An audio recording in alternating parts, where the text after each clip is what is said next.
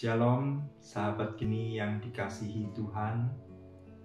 Saya Satrio Gunawan dari PD PKK Santo Yosef Denpasar akan membawakan renungan harian pada hari Rabu 12 Mei 2021 ini yang diambil dari Injil Yohanes bab 16 ayat 12 sampai dengan 15. Saya berikan tema Ia Sudah Datang. Kita tahu bahwa Yesus adalah jalan, kebenaran, dan hidup. Melalui diri Yesus, terbukalah jalan kembali kepada Bapa.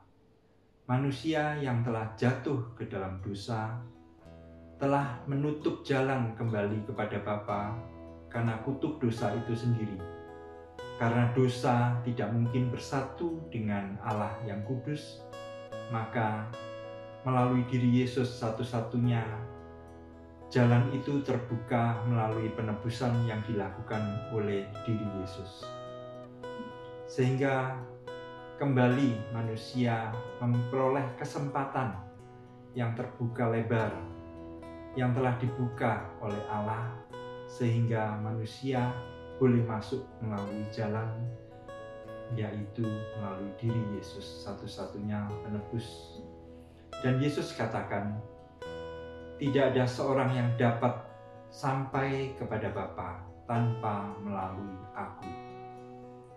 Yang kedua adalah, Yesus adalah kebenaran. Allah menyatakan kepada semua orang bahwa Yesus adalah anaknya. Ketika Yesus dibaptis di sungai Yordan oleh Yohanes Pembaptis, ada suara berseru, "Inilah anak yang kukasihi, kepadanyalah aku berkenan."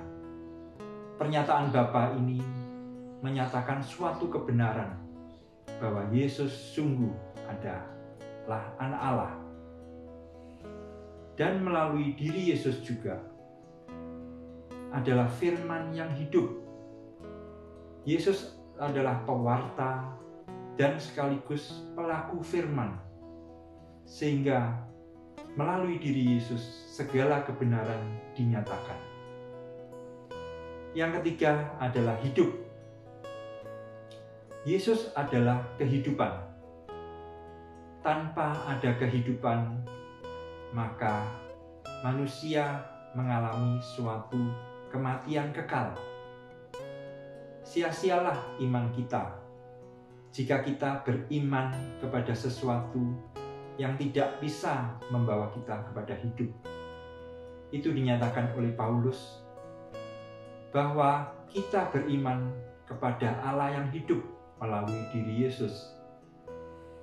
Kebangkitan Yesus telah membuktikan bahwa maut tidak lagi berkuasa terhadap kita semua.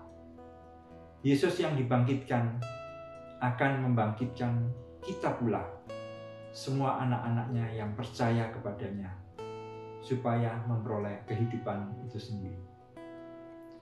Jalan, kebenaran, dan hidup telah dinyatakan.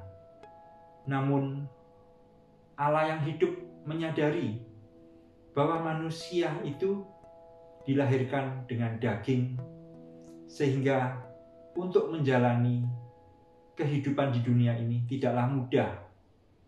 Maka melalui diri Yesus, maka Roh Kudus dinyatakan dan dicurahkan kepada setiap orang yang percaya kepadanya, sehingga supaya manusia itu melalui jalan kehidupan dapat sampai kepada Allah.